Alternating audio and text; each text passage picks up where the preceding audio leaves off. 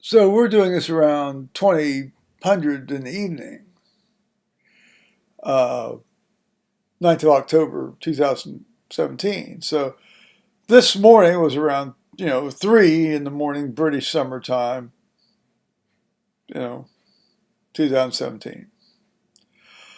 Well, it seems that this email. See, I just happened to wake up and I saw that I'd left the thing open on the computer open over here. Let's see, like over here, and oh,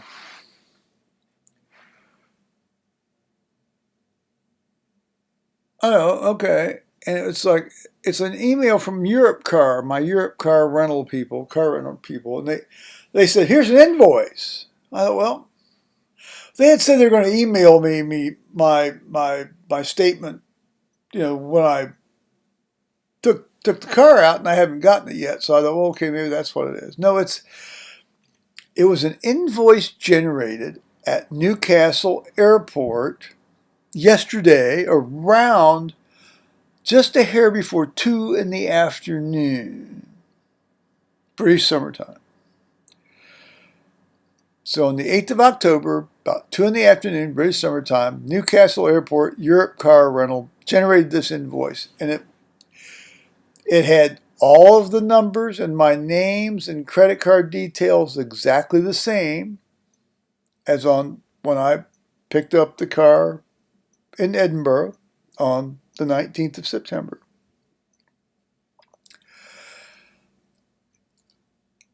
But it said I had turned the car in at Newcastle Airport about, 10 till 2 yesterday. Yeah, yesterday. you know, and so they charged me a one-way rental charge premium and then a premium this and a premium that.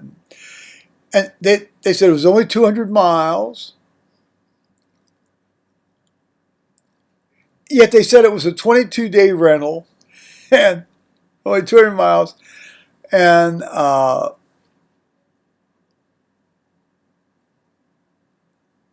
so they charged my credit card £111.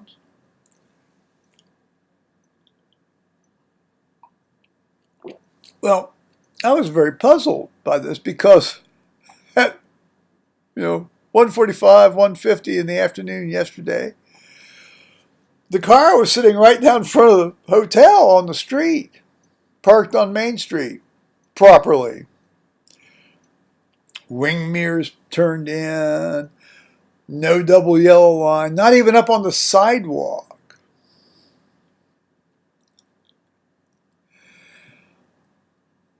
So I have no idea, same registration number,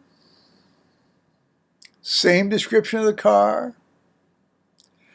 So I have no idea what that's all about. I mean, it's got to be some sort of massive error.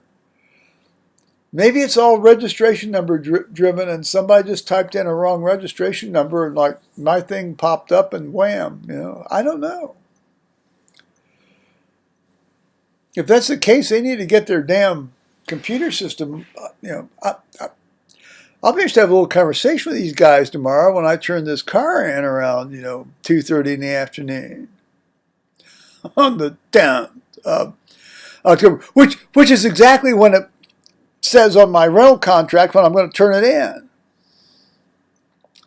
I did send them an email and I said, this is very surprising to me seeing that's how the car was parked right outside my hotel here all day yesterday after I got back from driving around to Kelso and Roxborough. I said, now admittedly it's 3 in the morning and I haven't gone down to see if somebody's stolen it, but even so, if they stole it, they wouldn't have been able to travel back in time and turn it in at 1:46, which when you said it was turned in.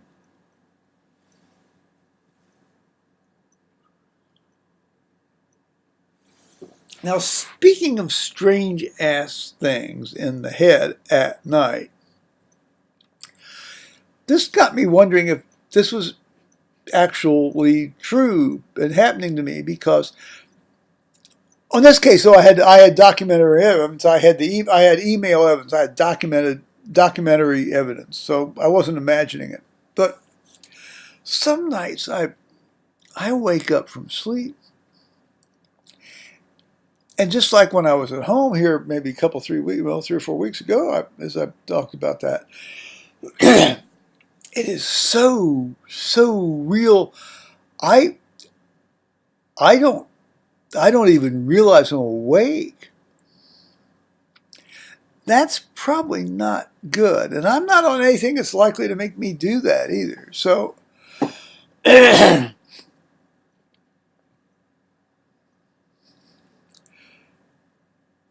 happened, Now, interestingly, as the days gone by, I can't remember the specifics of what I was thinking was so real about. But I got thinking, did I wake up and drive this car down to Newcastle somehow and turn it in? But they said it's 1 in the afternoon. I mean, I wouldn't have been doing that in the afternoon. So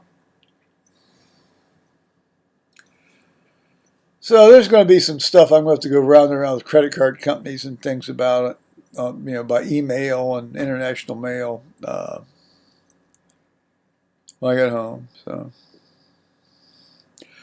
So far, by the grace of God, no accidents, no scratches, no this, no that, no hitting the curb, no wrecking the tires, no wrenching the thing out of alignment. Now, having said that, Lord, I mean, I still have to go. I still have 60 miles to go to this airport thing here tomorrow, dudes. They say an hour and 28 minutes or something. No, this is going to take me about 3 hours. This is going to take me about 3 hours. And I'm not going to be trying to hold up traffic. I'm going to try to stay, moving along.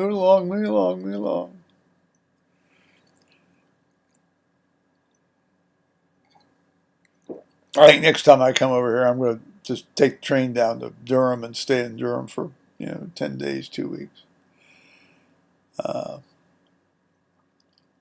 Then take the train back.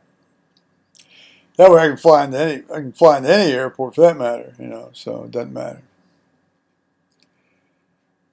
Always going to be thinking ahead. And then I want to try to think about doing the ideally a 2 week bus tour through Eastern and Central Europe here. Well, next year would be great too. I don't know. We'll have to see. Let's see. That's in the head planning stage. You always have to have your head in the planning stage. Or planning to get some head. Oh, planning some head. Thanks. Did I just say that? Yeah, sure you did. Because I'm always thinking about that too. So it's kind of like from the sublime to the ridiculous. I mean, this great meal, and and before that, I'd been to Fox and Hounds, and I'd had like four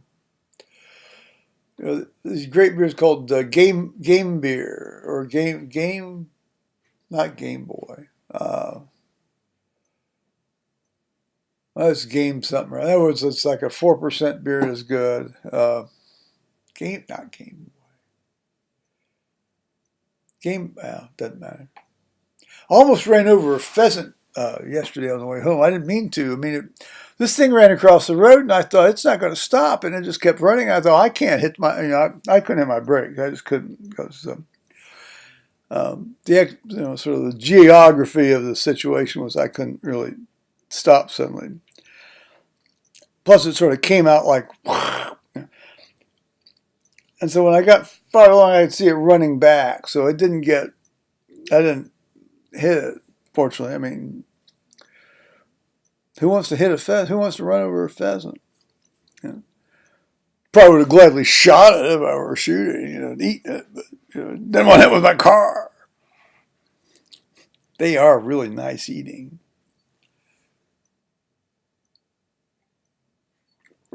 Properly prepared. That means not overcooked. Because they do tend to be a tough, wiry bird anyway. Given that they're a pheasant.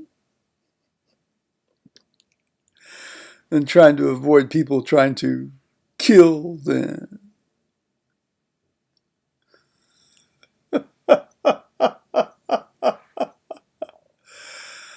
Oh gosh, it's a lot of fun. Well, all right. I think,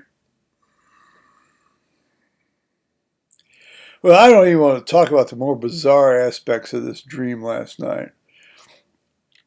It involved people at church. It involved, decisions about whether to remain as a lay reader. It's just like, this was just horrible. I don't want to go through that again. Particularly because it seems so damn real. If I could tell it was a dream, I wouldn't mind it so much. But, I mean, I wake up, I'm in this dank sweat, the bed's soaked, and I'm getting up ready to make decisions based on what I just woke up thinking or having going on in my head. I don't like that. Well, on one level, I do like it because it's kind of a neat sideshow going on in my head. But all right.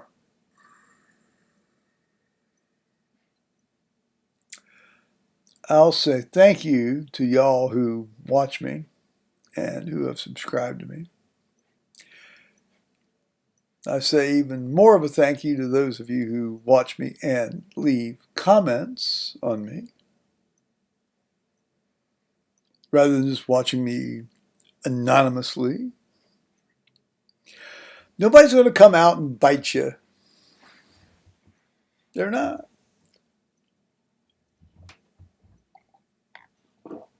Oh, well, speaking of that, I